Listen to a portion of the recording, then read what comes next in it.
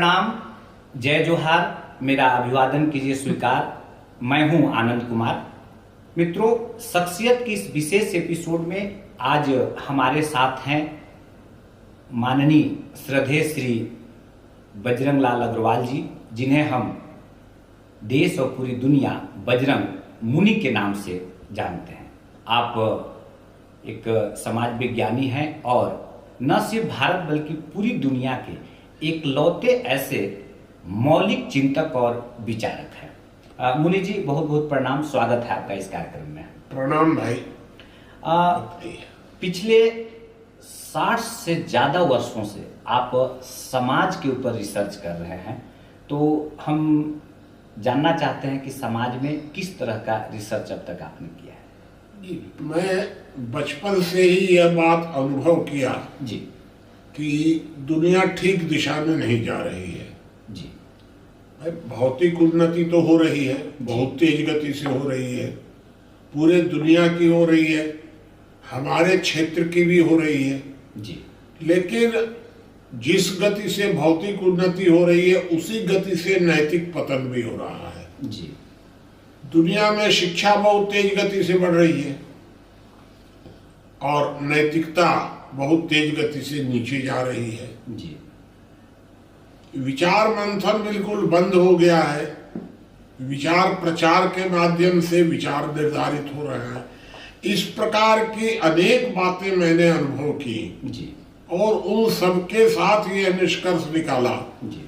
कि हम जितना आगे जा रहे हैं उसकी तुलना में बहुत तेज गति से नीचे जा रहे हैं जी। और इसको हम यह कह करके संतुष्ट नहीं हो सकते कि ये तो ईश्वरीय है, यह तो युग का प्रभाव है, यह कलयुग है, यह तो आत्मसंतोष का आधार है। वास्तव में विचारकों के लिए यह एक चिंता का विषय है कि कलयुग क्यों आ रहा है और कलयुग क्यों बढ़ रहा है और इसके निकलने का क्या समाधान है जी। तो अगर इस विषय पर विचार ठीक से नहीं हुआ तो यह हम विचारकों की, समाज वैज्ञानिकों की असफलता है। यह चिंता मैंने 13-14 वर्ष की उम्र से ही शुरू कर दी थी जी। और जो अभी तक चल रही है। मुनि जी, आखिर इस समाज को ठीक दिशा में ले जाने के लिए क्या क्या सुझाव आप देंगे? देखिए, समाज गलत दिशा में जा रहा है, इसके महत्वपूर्ण 2 कारण हैं जी। समाज में 2 प्रकार के लोग हैं, एक है भावना प्रधान जी। एक है बुद्धि प्रधान जी। भावना प्रधान माने शरीफ जी। बुद्धि प्रधान माने चालाक। जी। इन दोनों के बीच में बहुत अंतर है। जी।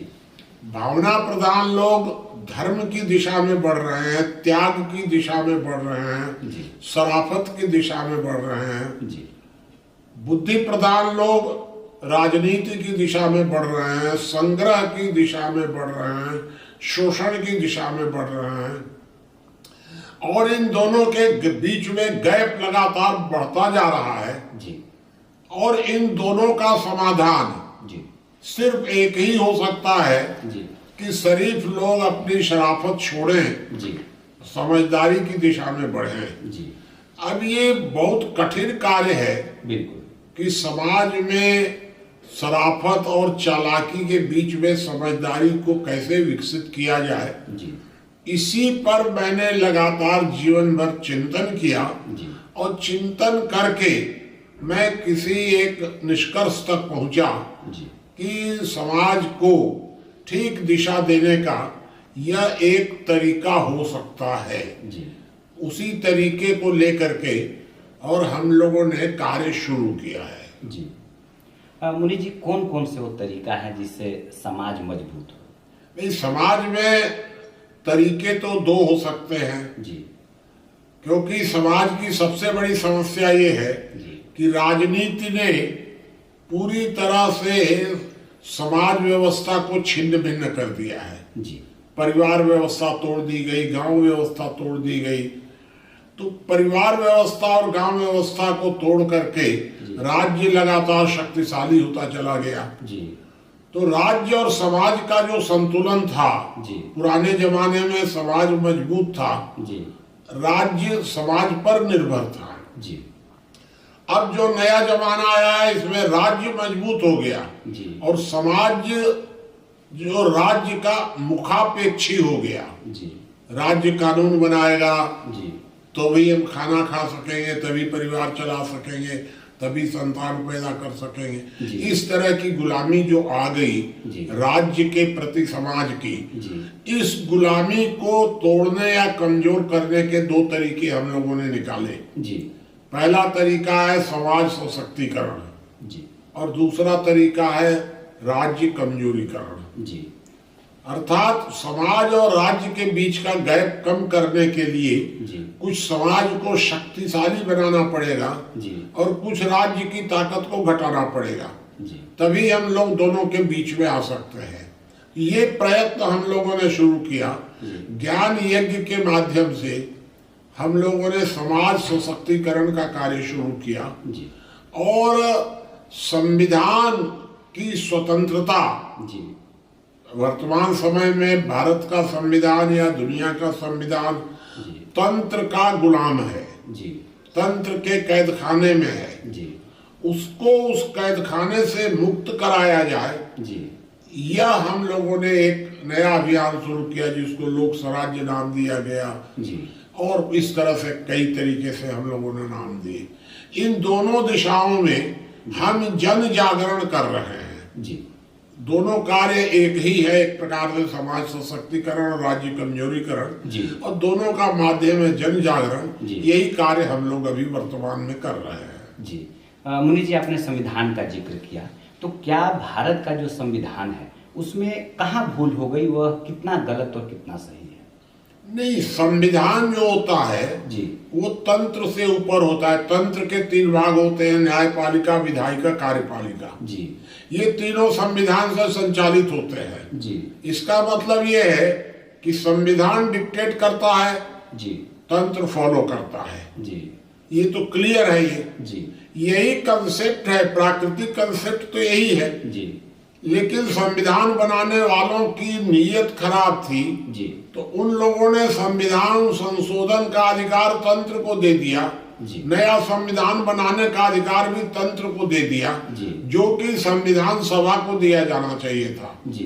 तो उन्होंने तंत्र को ही संविधान सभा भी बना दिया। जी।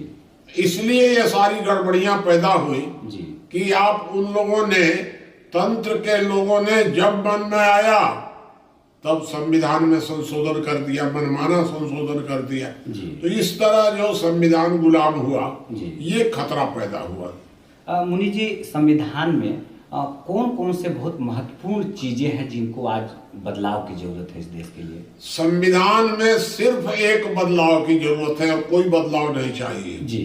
और वह बदलाव ये होना चाहिए जी। कि संविधान संशोधन का अंतिम अधिकार तंत्र के पास नहीं होगा। जी। तंत्र और संविधान सभा, जी। ये दोनों मिल करके ही संविधान में संशोधन कर सकते हैं। जी। बस एक संशोधन आप कर दीजिए, एक अलग से संविधान सभा बना दीजिए, जी। और संविधान संशोधन होगा जी। तो दोनों मिलकर ही कर सकते हैं। बस इसके अलावा हमको अभी कोई संशोधन नहीं चाहिए, एक संशोधन पर्याप्त है। जी। मुनि जी, देश का जो वर्तमान राजनीति है वह बहुत खराब होता चला जा रहा है। आप बहुत लंबे समय से एक नारा दे रहे हैं, लोक नियंत्रित तंत्र और लोक नियुक्त तंत्र।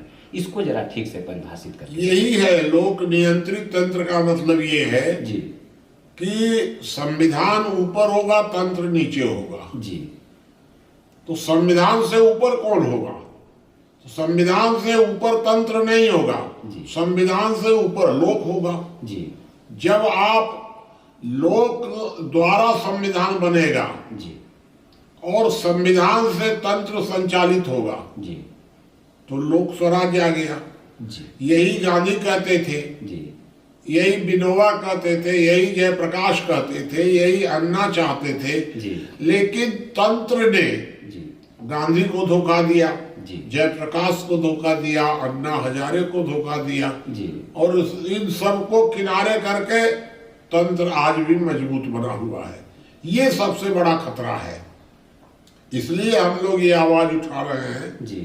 कि तंत्र फॉलो करे जी। और संविधान लोक के द्वारा बनाया जाए। जी लोक एक संविधान सभा बना दे जी और उस संविधान सभा के अनुमति से ही कोई संविधान संशोधन किया जाए।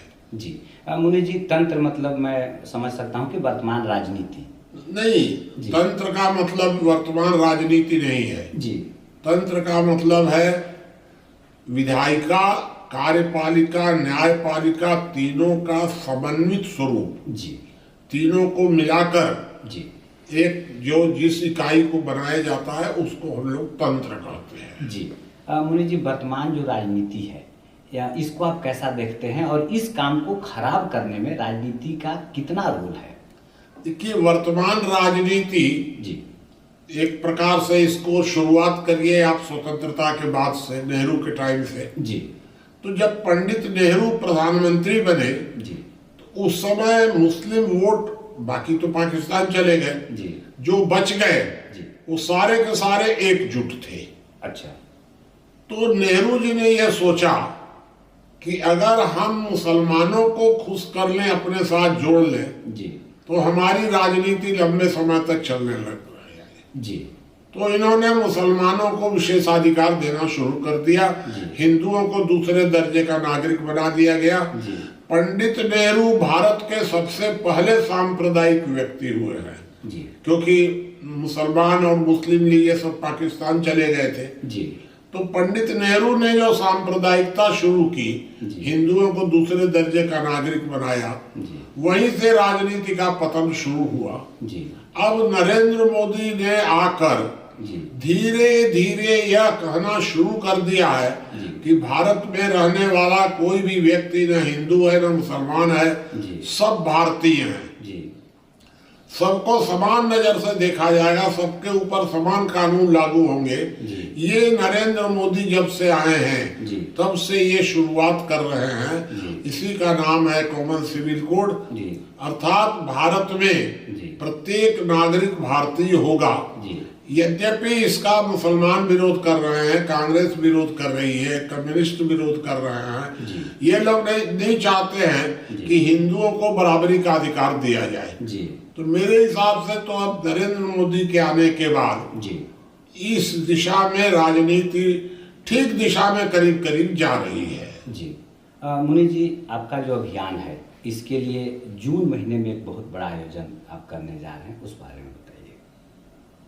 जी, हम लोग जून में 7, 8, 9 जून को जी एक बड़ा आयोजन रामानुजगंज में रख रहे हैं। जी तो जो आयोजन रख रहे हैं जी उस आयोजन में हम लोग बैठ करके विचार करेंगे कि हम लोगों की और आगे की कार्य प्रणाली क्या होनी चाहिए, सक्रियता क्या होनी चाहिए, योजना क्या होनी चाहिए। मैं तो उस आयोजन में एक प्रकार से दर्शक के रूप में ही भाग लूंगा, क्योंकि मैंने पूरा रिटायरमेंट ले लिया है और अब मैं किसी भी जगह पर सक्रिय नहीं रहना चाहता हूँ। लेकिन वो लोग हमसे राय तो लेते ही हैं। उसमें हम लोग सबसे बड़ा जो कार्य करने की सोच रहे हैं, वो सोच रहे हैं कि भारत में कुछ ऐसे लोगों को तैयार किया जाए, क्योंकि देखिए दो बात मैं आपको बता दूं कि भावना प्रधान और बुद्धि प्रधान। भावना प्रधान शरीफ होता है, भावना बुद्धि प्रधान चालाक होता है। इन दोनों के बीच में हम लोग चाहते हैं कि लोग समझदार बने। तो समझदार बनने के लिए क्या करना पड़ेगा? भावना और बुद्धि का संतुलन बनाना पड़ेगा, दोनों का तालमेल बिठाना पड़ेगा। तो इसके लिए हम लोग प्रतिदिन रात को 8 बजे से 9 बजे तक कुछ लोग बैठते हैं। सबको हम लोग बोलने का प्रशिक्षण देते हैं, तर्क करने की प्रेरणा देते हैं और धीरे धीरे ये तैयार करते हैं कि 6 महीने साल भर तक वो जुड़ करके और इतना अच्छा वो वक्ता भी बन सके, विचारक भी बन सके, उनकी तर्क शक्ति भी जागृत हो जाए। हम लोगों ने तो ये गारंटी एक प्रकार से दी है कि जो भी व्यक्ति इस हम लोगों की योजना से कुछ महीने तक भी जुड़ जाएगा, वह जीवन में किसी से ठगा नहीं जाएगा। इतना उसकी तर्क शक्ति जागृत हो जाएगी। ऐसे लोगों को हम लोग धीरे धीरे तैयार कर रहे हैं और उन लोगों को हम लोग ये मानेंगे कि ये अब शराफत से समझदारी की तरफ बढ़ गए, ये समाज में ठगेंगे भी नहीं और ठगाएंगे भी नहीं।